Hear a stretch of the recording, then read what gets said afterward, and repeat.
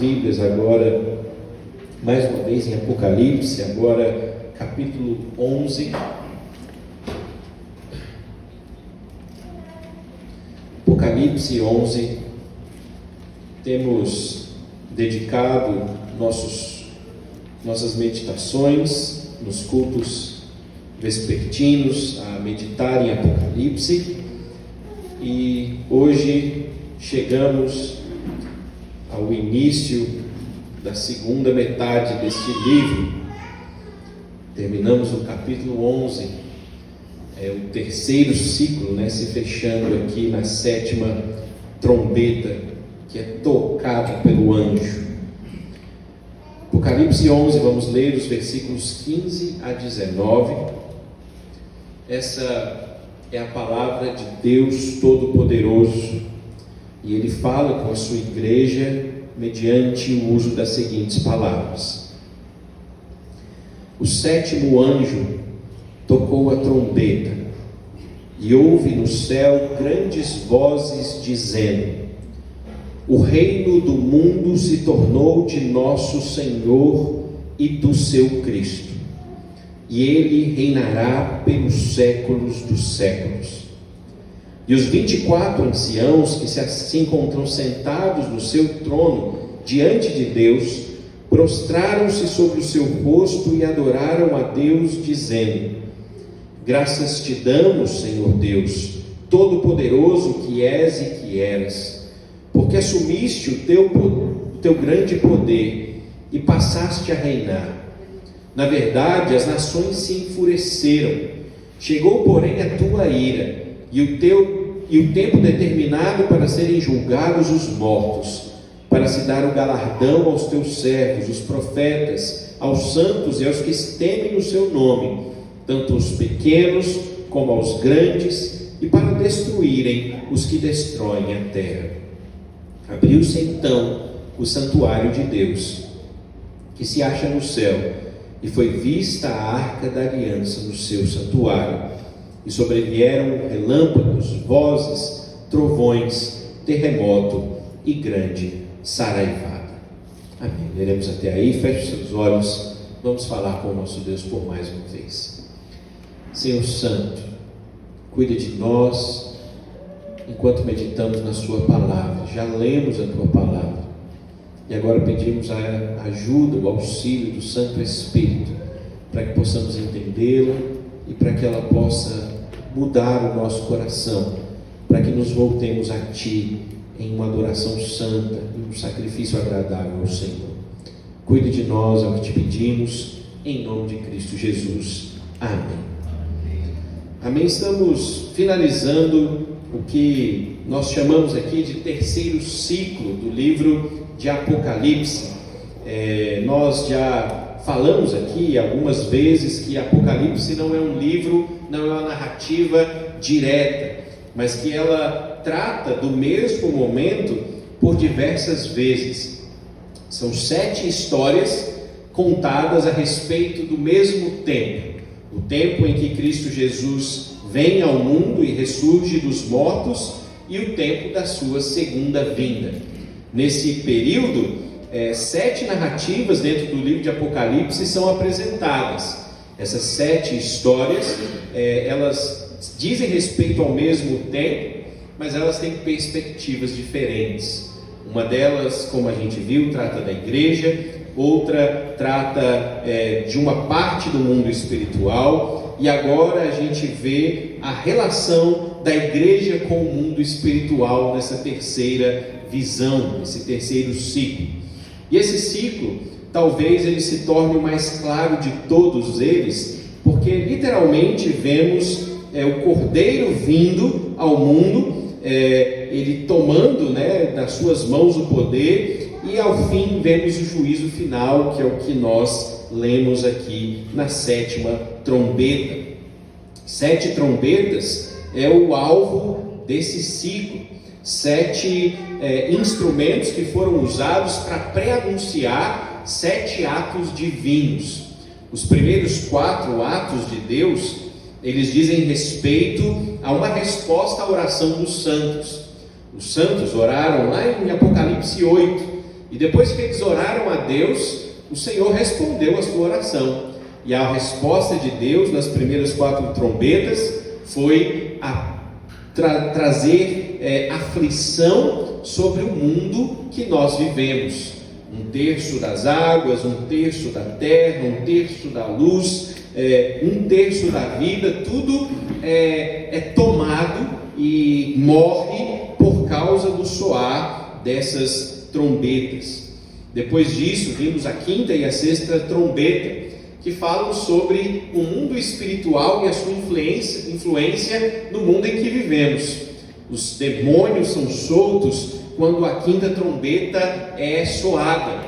Satanás é liberto e ele é lançado à terra para causar dano. Um dano que machuca, que corrói e faz com que os gentios anseiem pela própria morte.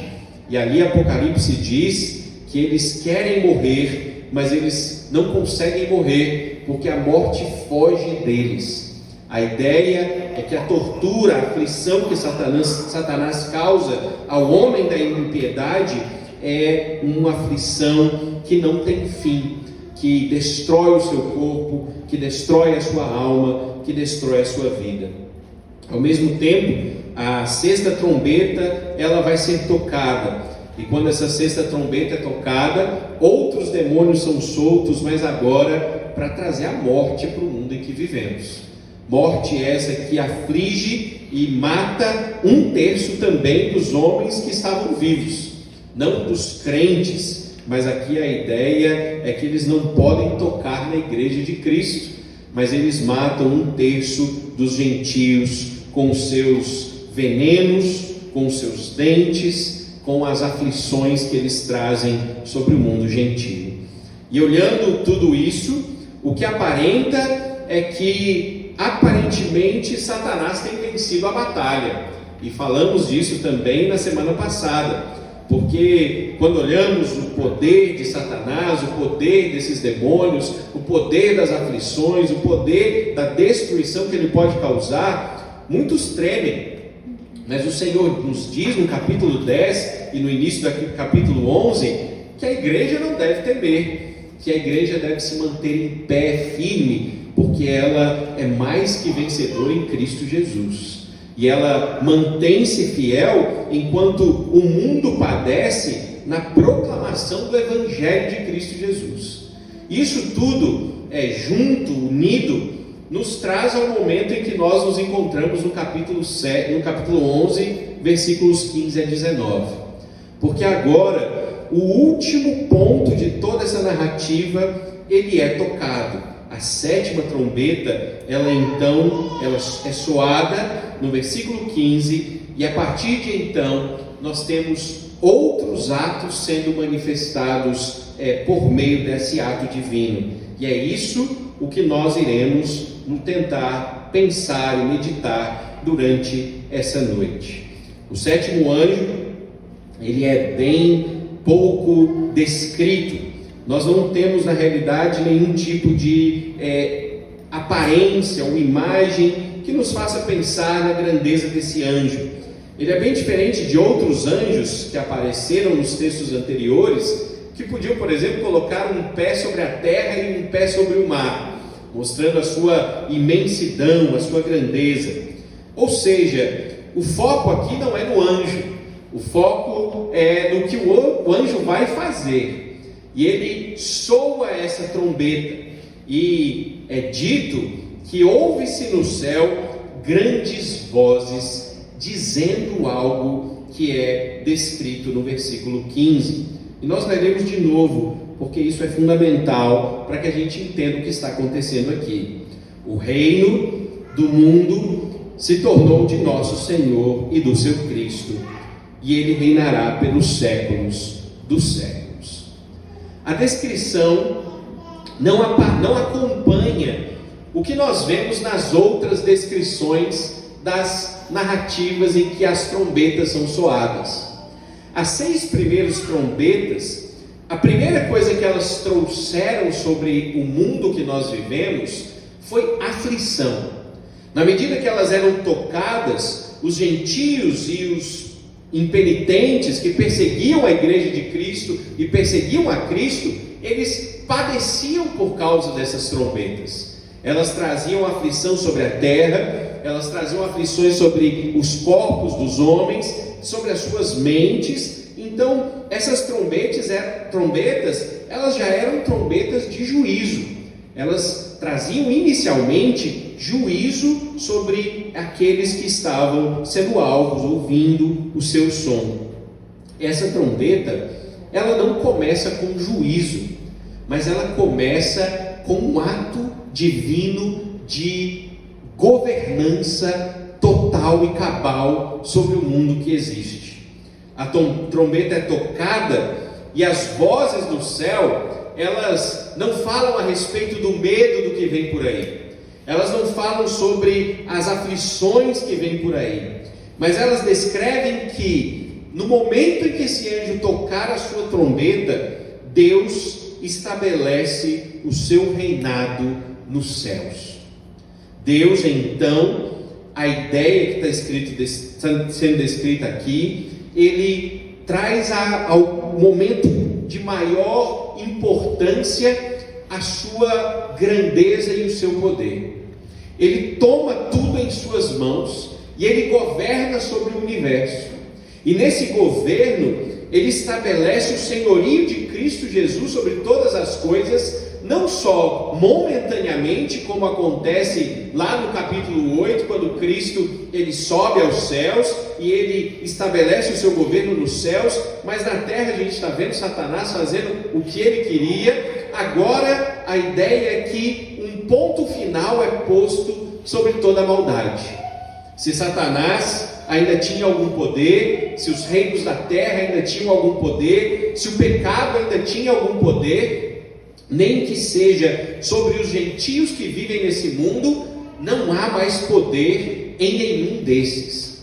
A descrição, ela entra em choque com tudo que vimos até aqui, porque agora a narrativa existe um rei que pôs fim a toda outra autoridade que existe no céu e debaixo do céu. Só há um Senhor nesse versículo do capítulo 11 de Apocalipse. É Cristo, é o Senhor da glória, é o Rei dos reis. E nós precisamos entender isso para que a gente possa entender o significado disso de forma prática para a igreja de Cristo Jesus. Nós temos que nos lembrar que esse texto ele foi escrito para uma igreja que padecia sobre grandes aflições. Estamos falando da igreja perseguida do primeiro século, que provavelmente sob o governo de Dionísio, um imperador romano extremamente brutal e carrasco, ele dizimava os crentes em todos os lugares que ele podia, onde o seu braço ia, onde a sua espada ia, ele os dizimava e os matava. E ali a igreja sofria, a igreja padecia, a igreja estava agoniada, ela chorava, ela via os seus serem levados por parte da maldade, da inquietude dos homens. E então, unidos a essas trombetas, imagine o coração de um crente. Imagine ele olhando para o mundo ao seu redor e ele falando: existe um Satanás aqui nomeado Dionísio que está destruindo a igreja, um anticristo real, físico, que vem para matar a igreja em nome de Cristo. Além disso, eles ouvem nas trombetas que os demônios, que o próprio Satanás, eles estão exercendo domínio sobre o mundo que eles vivem. Então, o crente que ali está, ele quase que chega até um momento de desespero. Ele só não chega no momento do desespero porque aqui temos também a descrição do capítulo 10, que o Senhor diz para ele que a igreja não será destruída. Mas ele entra em alguns tipos de desespero, porque até no capítulo 10 e 11, ele vê as testemunhas também sendo mortas. E elas são mortas, e elas são deixadas sem serem enterradas por 3 anos e meio. A ideia é que por algum período de tempo elas ficarão ali e o seu corpo ele será visto, e os gentios e Satanás eles celebrarão a sua morte, eles estarão trocando presentes, eles estarão celebrando a morte da igreja de Cristo e a morte do testemunho de Cristo Jesus no mundo. Mas agora, esse crente, ele se enche de esperança, porque a descrição aqui é: todos esses poderes, nesse momento, eles são colocados abaixo. Se havia algum domínio deles sobre qualquer coisa da criação, a partir do momento que a sexta trombeta é tocada, não há mais nenhum poder. Eles não podem mais causar o mal a nenhum dos crentes. Eles não podem mais perseguir a igreja e perseguir o nome de Cristo. Eles não podem mais se levantar contra o Senhor e fazer guerra contra Deus, simplesmente porque não há mais nenhuma autoridade sobre eles. Eles são totalmente dominados pelo poder e pela grandeza de Cristo Jesus. E é isso o que muitas vezes os crentes se esquecem e perdem a esperança, porque eles se esquecem. A grande verdade de toda a narrativa das Escrituras não é que Jesus Cristo vai vencer, é porque Ele já venceu. E porque toda a autoridade que estes ainda têm, como descrito nos capítulos anteriores, é que a autoridade foi dada a eles pelo próprio Cristo. Mas eles não têm autoridade por causa deles mesmos. Eles não podem ir ouvir, eles não podem fazer o que quiserem ou desejar o que quiserem, eles não podem agir da maneira como eles pensarem, não. Eles são meros instrumentos na mão de Deus para trazer o homem à presença de Cristo Jesus. É por isso que no final da narrativa, o que mais importa é o fato de que os gentios, eles não se arrependem. Eles não se arrependem porque eles estão fechando o seu coração para o Cristo que domina sobre aqueles que afligem o mundo gentio. E a verdade é exatamente essa: o Senhor já governa e Ele governará eternamente. Não podemos nos esquecer disso quando olhamos para o mundo que nós vivemos. Nós oramos hoje pela Nigéria, onde um país que é governado supostamente por um governo que quer o bem do seu povo, ignora completamente os cristãos que ali estão sendo dizimados há uma grande quantidade, um grande período de tempo. Nós ouvimos ontem um missionário relatando como o seu governo persegue e se levanta contra a cristandade de forma direta e objetiva. E ele tenta levar os homens a todo tipo de idolatria, para que eles não possam encontrar salvação e para que eles não possam ver a esperança que só Cristo pode oferecer. O que nós nos esquecemos é que tudo isso que está acontecendo ao nosso redor, que todos esses poderes, todos esses domínios, todas essas forças, que para nós muitas vezes parecem grandes demais, poderosas demais, um governo que apresenta-se como muito poderoso diante de nós, eles não passam de nada na presença do Senhor Jesus Cristo. No momento em que Ele ordenar que a sétima trombeta seja tocada, não haverá poderes para se levantarem contra Ele. E essa é a primeira verdade que esse trecho das Escrituras ele vai nos trazer e ele vai nos ensinar. Isso é o estabelecimento do reino de Deus nos céus, pelos séculos dos séculos. Depois que isso é feito, os 24 anciãos, no versículo 16, eles surgem de novo aqui em Apocalipse para mais uma vez adorarem a Deus. E toda vez que os anciãos eles aparecem, eles trazem uma mensagem que também é importante para a igreja de Cristo Jesus. Eles aqui estão cantando, isso é um cântico que eles escreveram, e eles estão lá entoando esse cântico na presença de Deus. Mas o seu cântico, ele traz grandes verdades para o povo de Cristo. Eles estão aqui, inicialmente, dando graças a Deus, e vejam o que eles dizem no final do versículo 17: porque assumiste o teu grande poder e passaste a reinar. Os anciãos estão adorando a Deus porque agora eles entenderam que o momento crucial, o ápice da expectativa do povo de Deus, ele se tornou real. O Senhor definitivamente assumiu o poder. A partir do momento que ele assume o poder, é como se toda a criação parasse e olhasse para ele e ficasse parado olhando para ele, esperando o que ele vai dizer. É essa imagem que a gente tem que pensar quando a gente imagina Deus assumindo o seu poder.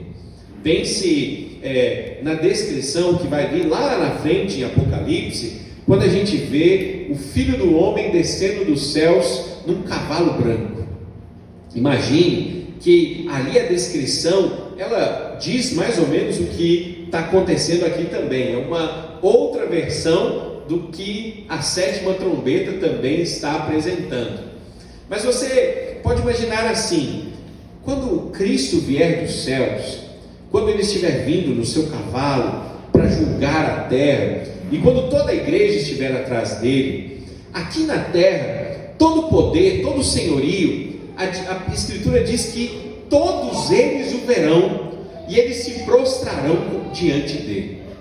Então, a imagem que está sendo descrita é a seguinte: imagine os presidente do nosso país, os deputados, os senadores, os juízes, os prefeitos, os vereadores, os governantes, os que têm muitas riquezas, os que têm muito poder, aqueles que são líderes do tráfico, aqueles que são líderes de cadeia, todos esses que exercem algum domínio aqui, eles pararão o que eles estiverem fazendo, eles olharão para o céu, e ao verem Cristo Jesus descendo, eles perceberão que eles não têm poder algum, eles perceberão que eles não podem mais tomar decisão nenhuma, eles perceberão que eles não são nada diante da grandeza do Redentor de toda a terra. E o que eles farão, não importa se eles são cristãos ou não, a descrição não fala os crentes se prostrarão e os não crentes não se prostrarão, não. A descrição diz que todos os homens que existem, eles se prostrarão diante do Cordeiro. Por quê? Porque eles verão a grandeza e o poder do Senhor da glória. Naquele momento, meu irmão, não importa o que você é ou o que você fez, não importa se você tem muito dinheiro ou pouco dinheiro, não importa se você tem muito poder ou pouco poder, a única coisa que vai importar é se você tem o sangue de Cristo sobre você ou se você não tem. Mas se você tiver ou se você não tiver, você vai se prostrar diante dele. Não haverá joelho na face da terra que não se dobrará diante a presença de Cristo Jesus. Esse é o fim da narrativa do Evangelho. Essa é a grandeza da verdade do que Cristo fez e do que Ele conquistou. Ele reina, e Ele não reina dividindo o seu reino, Ele reina absolutamente. Só há um rei, só há um Senhor. E então os anciãos, eles estão aqui dizendo: bendito é o seu nome, grande é o seu nome, nós te adoramos porque tu reinas, porque a gente reconhece que o Senhor reina. E no versículo 18, eles acrescentam uma outra percepção, porque então eles olham para as nações, e eles veem que as nações, elas se enfureceram, elas se levantaram contra Deus, elas se levantaram contra Cristo. Mas para que elas se levantaram? Para que num tempo determinado, e esse é o tempo determinado, elas possam ser julgadas pelo Cordeiro. É interessante pensarmos também nessa narrativa. A gente verá também lá na frente em Apocalipse, nessa mesma descrição, que Satanás, ele, depois que as testemunhas tiverem sido mortas, ele vai levantar um grande exército no mundo dos homens, um grande número de pessoas armadas, provavelmente com seus fuzis, suas metralhadoras, seus canhões, seus tanques de guerra, toda essa perequetada que os homens fazem e acham que poderão fazer algo contra Deus. E quando o Senhor da glória vier dos céus e ver aquele grande exército, o Senhor não vai falar assim: eu vou ter que lidar com esse exército, eu vou ter que lidar com Satanás e as hostes de demônios que estão ali reunidas no deserto dos homens. O Senhor, ele simplesmente ignora tudo isso. Sabe por que ele ignora tudo isso? Porque eles não podem causar nenhum dano a ele, porque eles não podem causar nenhum tipo de arranhão nele, eles não podem nem chegar perto de tentar tocá-lo na sua grandeza e no seu poder. Cristo não vem com espada na mão, ele não vem com uma arma na mão, ou ele não vem com exército. A gente sabe na descrição que o povo de Deus está todo atrás, mas o que eles estão usando? Uma veste branca. E o que mais que eles têm ali? Mais nada. Não tem espada, não tem arma, não tem nenhuma faquinha, não tem nada, porque o único que vai guerrear é Cristo. Mas ele também não vem para guerrear, para fazer guerra, não. Ele já vem como vencedor da batalha. A única espada que aparece é a espada que sai da sua boca, que é a palavra de Cristo Jesus. A mesma palavra que criou o universo é a palavra que julgará o homem no fim. E assim, Cristo estabelece o seu poder. As nações que se enfureceram, elas se calarão. Elas não poderão falar mais nada. Elas não poderão questionar. Pense em toda a filosofia do mundo. Ela não vai poder oferecer nem mais um argumento. Meus irmãos, toda dúvida será posta abaixo, porque finalmente no último dia, Cristo, ele não vai se apresentar como o cordeiro que pode libertar o homem, mas ele vai se apresentar como o rei que veio julgar a terra. Porque é um momento glorioso, porque é o momento que a igreja reinará com ele, porque é um momento triste, porque nesse momento também não haverá mais possibilidade de remissão de pecados. Aqueles que creram em Cristo antes desse dia, eles serão salvos, mas a partir desse dia, o Evangelho não vai mais ser pregado, e aqueles que não têm o sangue de Cristo Jesus sobre ele, eles serão julgados e eles serão mortos. Eles verão a justiça de Deus. Aqui nós tratamos então de um outro tipo de justiça. Nós temos falado e entendido que as 6 primeiras trombetas já são justiça de Deus. Justiça de Deus porque os crentes, lá do capítulo 8, estão orando e clamando a Deus por graça e misericórdia.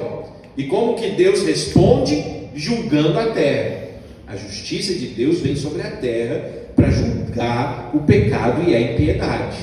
Agora é uma outra justiça. Não é uma justiça física e temporal, mas é uma justiça eterna.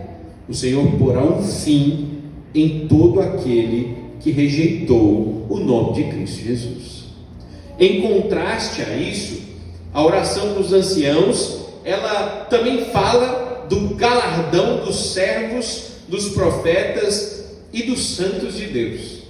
O contraste, mais uma vez, é nítido, porque em todo momento em Apocalipse também há 2 tipos de pessoas, há 2 tipos de humanos que vivem nesse mundo: aqueles que rejeitam a Cristo, aqueles que rejeitam o Evangelho de Cristo, aqueles que rejeitam a promessa de Cristo, e aqueles que reconhecem o seu pecado reconhecem a sua dependência da salvação de Cristo, se prostram a Ele e clamam pela sua misericórdia e perdão. Estes aqui, eles receberão galardão.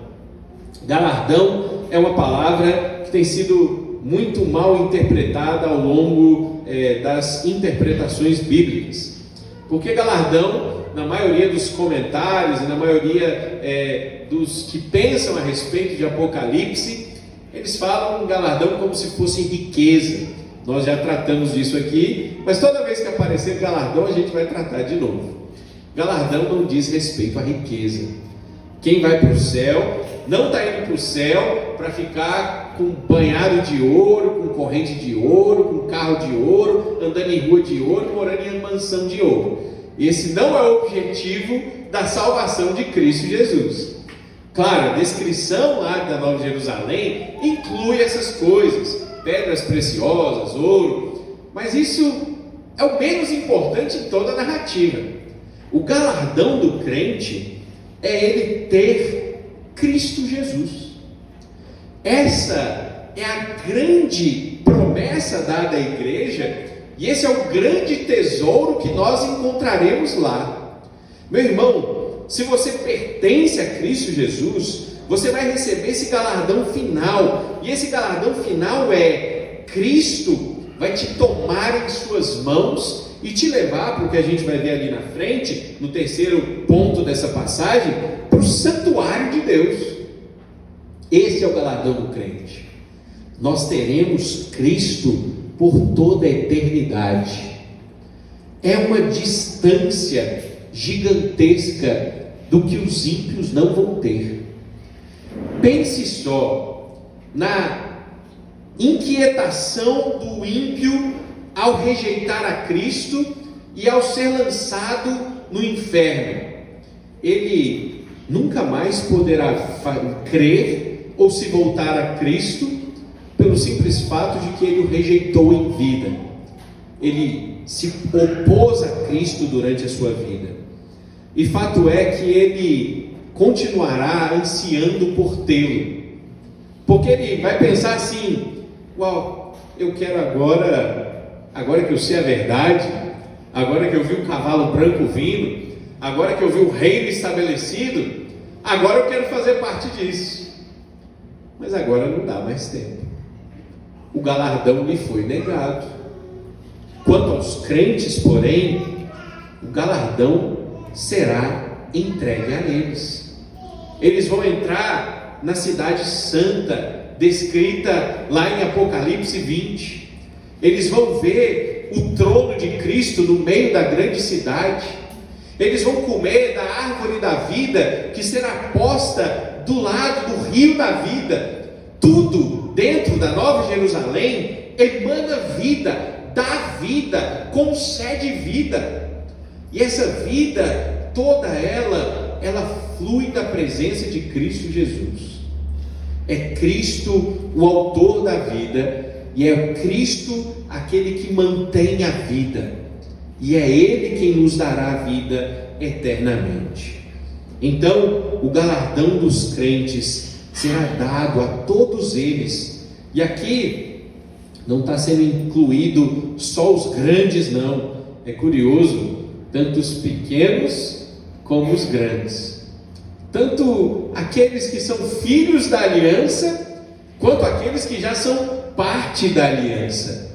E aqui é onde nós vemos a glória do Senhor. Ele inclui a todos os seus eleitos, tanto em estatura quanto em grandeza. Pequenos em obras também podem ser incluídos aqui.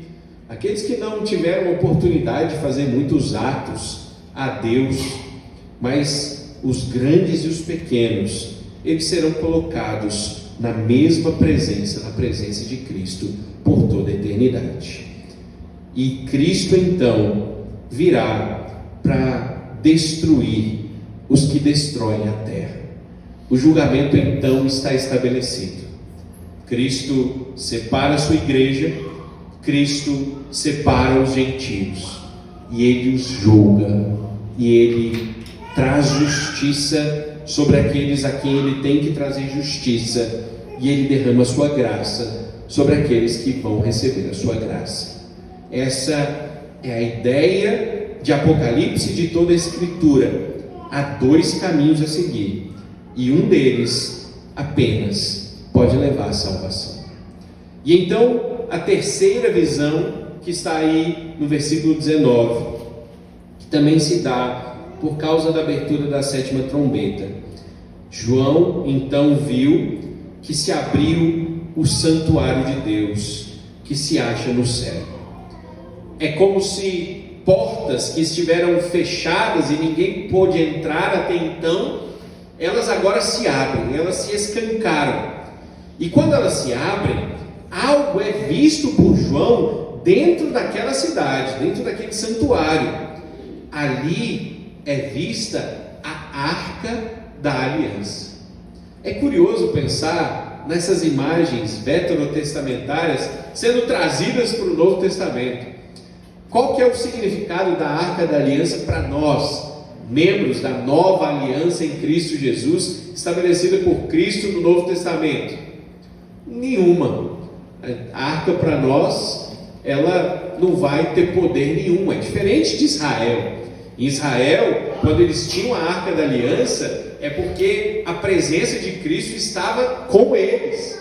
Quando eles iam para a Arca da Aliança nas batalhas, a arca mostrava que Deus estava ao lado deles, e por causa disso eles venciam batalhas que pareciam impossíveis. Era a presença de Deus. Não é que a arca tinha poder em si mesma, não. Ela apontava para aquele que tinha poder, que era Deus que estava nos céus.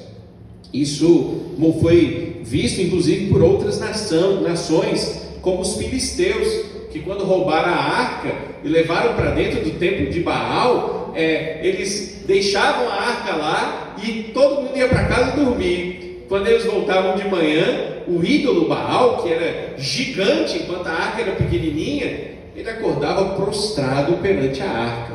Não porque a arca merecesse ser adorada, mas porque ela apontava para Deus. E por causa disso, até os falsos deuses se prostravam de uma forma, obviamente, inexplicável. É um milagre que mostra a grandeza de Deus. Tanto temeram os filisteus que mandaram a arca de volta. A gente não quer isso não. Isso está trazendo desgraça para a nossa nação. Foi o que eles disseram. E aí, a gente tem que voltar a isso agora no Novo Testamento, porque lá o que é visto é a Arca da Aliança. Qual o significado dela então? Ali é onde Deus está. E que Deus que está ali, qual que é o Deus que a gente reconhece quando a gente vê a Arca da Aliança? É o próprio nome diz, né? É o Deus da Aliança. O Deus da Aliança é aquele que porta a Arca da Aliança, e no seu santuário estarão aqueles que creem nele e que confiam nele por toda a eternidade. Meus irmãos, adentraremos o santuário de Deus. Adentraremos o santuário de Deus para nunca mais sair de lá. Nesse santuário é onde não terá mais nenhuma guerra, não terá mais nenhuma aflição, onde nenhum mais cristão passará fome ou passará por perseguição. O santuário de Deus é o lugar onde os seus filhos, onde os seus servos serão levados para viver com Ele eternamente. E aqui estabelece a justiça de Deus, em que Ele traz o seu povo para a sua presença, cumprindo cabalmente as suas promessas. Ele o salvou, Ele o salvará. Ainda não chegamos lá, ainda não vimos as portas do santuário de Deus serem abertas, mas a nossa confiança é que do mesmo jeito que Ele cumpriu todas as suas promessas até aqui, Ele continuará cumprindo as suas promessas. Depois disso, o que vem são relâmpagos, vozes, trovões, terremoto e grande saraivada. a ideia de destruição completa e total. Aqui tudo aponta para a destruição de todas as formas possíveis: relâmpagos, trovões, a destruição por meio dos céus. O terremoto é a destruição da própria terra. A grande saraivada aponta para a criação destruindo a própria criação. E as vozes são as vozes daqueles que clamam, porque finalmente o juízo veio sobre eles. E eles não queriam, e eles não querem padecer sob o juízo de Deus. Bendito é aquele que crê no nome de Jesus, porque ele não viverá lá nesse dia. Nós seremos levados ao santuário de Deus, onde estaremos protegidos, e nós não veremos a destruição daquilo que existe aqui. Essa verdade, essa completude das 7 trombetas, ela mais uma vez evidencia a grandeza, em primeiro lugar, do poder de ser do nosso Senhor Jesus Cristo. Como aplicar isso, meu irmão? A igreja tem que aprender a confiar no seu Senhor. Eu sei que é difícil diante de muitas situações, mas a gente tem que entender que o nosso Deus, ele não perdeu o controle das coisas. O nosso Deus não está meio perdido no céu, sem saber o que faz, e os poderes da terra não estão tentando se levantar contra ele, não. Ele não está confuso, ele não está vendo o que ele vai fazer para impedir o mal. Não existe isso. Deus é o Supremo Senhor que tem todo o poder na sua mão. E tudo só acontece mediante os seus decretos e sob o seu governo. O dia que ele disser não, os ímpios não poderão mais se levantar contra a igreja. O dia que ele disser pare, os homens maus, eles não poderão mais continuar fazendo as suas maldades. As suas decisões é que governam o mundo que nós vivemos. Não é o mundo que vive da forma que quer, mas é ele que governa o mundo, já agora e para sempre. Porém, ele ainda não terminou a sua obra de resgatar os seus filhos. Por que a gente ainda não viu a 7ª trombeta sendo tocada? Mais uma vez, Apocalipse nos lembra da missão da igreja. Não tem como evitar esse assunto, porque em todo lugar de Apocalipse a missão da igreja é revelada. Porque a 7ª trombeta ainda não foi soada? Porque os eleitos não foram completos. É a única coisa que ainda falta: Deus encontrar os seus eleitos. E na medida que ele completar o seu povo, na medida que ele reunir os santos de Cristo, não tem mais por que ele aguardar para julgar a terra e trazer o seu povo à sua presença. Essa é a realidade que falta, pela qual nós ainda vivemos nesse mundo. A igreja continua com a sua missão em proclamar o Evangelho e a falar a respeito da verdade de Cristo no mundo em que nós vivemos. Essa é a segunda aplicação, mas ainda há mais uma aplicação que eu entendo que precisa ser compreendida diante de uma verdade como essa. Uma das verdades que esse texto ensina, e aí eu volto para aquela igreja de Apocalipse, daquela igreja que padecia e que sofria, é que nós não podemos perder a nossa esperança. A nossa esperança, ela não pode ser confundida com a verdadeira esperança que a Escritura nos chama a ter. A nossa esperança, meus irmãos, ela não está nesse mundo, ela não está nas coisas desse mundo, ela não está nos nossos objetivos desse mundo. Não tem, na verdade, nada a ver com esse mundo. A nossa esperança, ela deve estar somente em Cristo Jesus. E essa tem sido a grande dificuldade da igreja de Cristo nesse mundo, porque a gente confunde a esperança cristã com a nossa esperança carnal.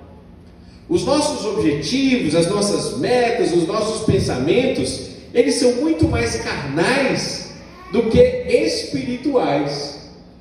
E a grande verdade é que na maioria das vezes nós vivemos muito mais para nós mesmos do que para Ele. E assim, uma igreja que deveria ser forte, uma igreja que deveria ser cheia de vida, uma igreja que deveria ser cheia de poder e de glória, ela se torna uma igreja fraca, uma igreja que anda meio cambaleante, uma igreja que não sabe muito bem o que fazer, uma igreja que não sabe lutar contra os desafios que esse mundo apresenta para nós. Por quê? Porque o nosso coração não está onde ele deveria estar. Isso aqui é passageiro. Tudo isso que a gente vive é passageiro. Isso tudo vai acabar. E a única coisa que importa de verdade é se estamos com Ele ou não. Porque Ele é o Senhor da glória. Só Ele pode nos salvar. Só Ele pode nos resgatar. Meu irmão, minha irmã, nós precisamos mudar. Nós precisamos deixar que Ele viva em nós, para que nós possamos morrer e Ele viver. E assim Ele vai reinar, não só como Ele já reina, mas Ele vai reinar sobre nós que somos a sua igreja. E nós veremos a glória de Deus. Porque Deus usa os seus santos, e Ele quer usar essa igreja como seus servos, como santos do Senhor, que vivem onde nós vivemos. Que possamos assumir isso sobre nós. O dia de Cristo ainda não chegou, mas até lá, que possamos assumir o nosso galardão e servi-lo como igreja genuinamente cristã, que serve ao seu Senhor. Amém? Vamos nos levantar.